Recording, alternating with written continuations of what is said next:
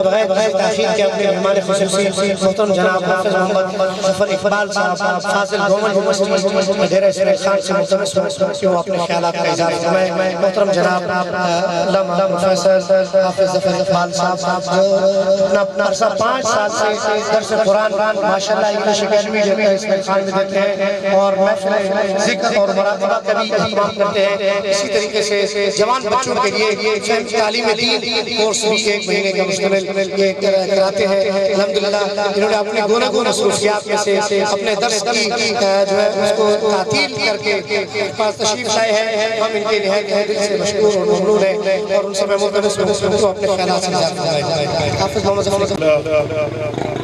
الحمدللہ وقفا وسلام علی عبادہ الذین اصطفى اما بعد قال رسول اللہ صلی اللہ علیہ وسلم خیر تعلم القرآن علمہ سبحان ربک رب العزت عما یصفون وسلام علی المرسلین والحمد للہ رب العالمین۔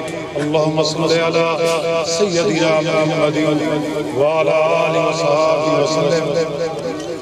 جناب میرے معزز مہمان جناب عتیق الرحمان صاحب میزبان کا میں شکر گزار ہوں کہ جنہوں نے مجھے اس پروقار پرسعادت تقریب میں بلایا۔ یہ ان کی اخلاص کی وجہ ہے کہ میں ان کے سامنے انکار نہ کر سکا۔ میں نے جو آپ کے سامنے کلمات پڑھے ہیں حضور اکرم صلی اللہ علیہ وسلم کے خیر تعلم القرآن وعلمہ کہ تم میں بہتر انسان وہ ہے جو قرآن مجید سیکھتا ہے اور اس کی تعلیم آگے دیتا ہے۔ اس لحاظ سے آپ بستی والے خوش قسمت ہیں۔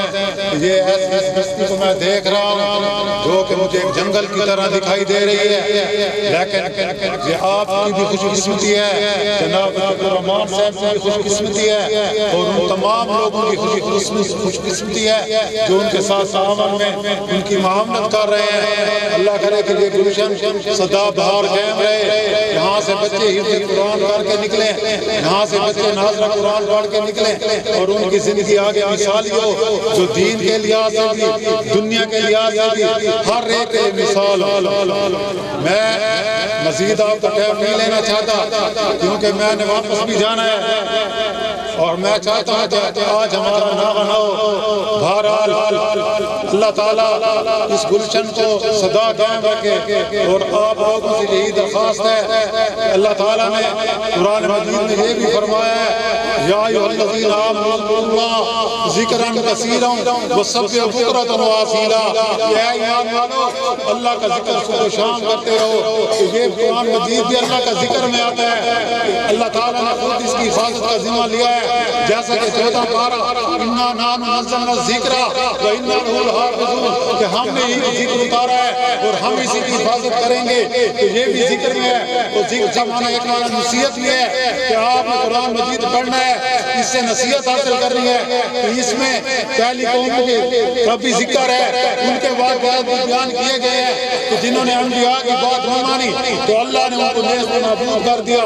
لیکن ہم خوش قسمت امت ہیں، ہم وہ امت ہیں اپنے پیارے نبی کریم صلی اللہ علیہ وسلم کی جس کو اپنا اللہ نے محبوب بنایا ہے، وہ نبی جو راتوں کو اٹھ کر ہمارے لیے دعائیں مانگا کرتے تھے۔ اور قیامت کے دن جب ایک عجیب سما ہوگا، نہ باپ بیٹے کے کام آئے گا، نہ ماں بیٹی کے کام آئے گی، نہ بہن بھائی کے کام آئے گا، ہر ایک اپنی پڑی ہوئی ہوگی۔ تو وہ ہمارے نبی کریم صلی اللہ علیہ وسلم سجدے میں گر پڑے ہوں گے اور اتنے تک اپنا سر نہیں اٹھائیں گے جب تک کہ اللہ تعالیٰ کی طرف سے حکم نہیں ملے گا کہ اے میرے محبوب تو جو کہے گا وہ تیری بات مانی جائے گی۔ تو وہ اس وقت اپنی امت کا کہیں گے کہ یا اللہ میں ان کے لیے شفاعت کرتا ہوں تو ان کو جہنم کی آگ سے بچا لے۔ اب ہمارا بھی فرض ہے کہ ہم اپنی زندگی اطیع اللہ و اطیع رسول کے مطابق گزاریں۔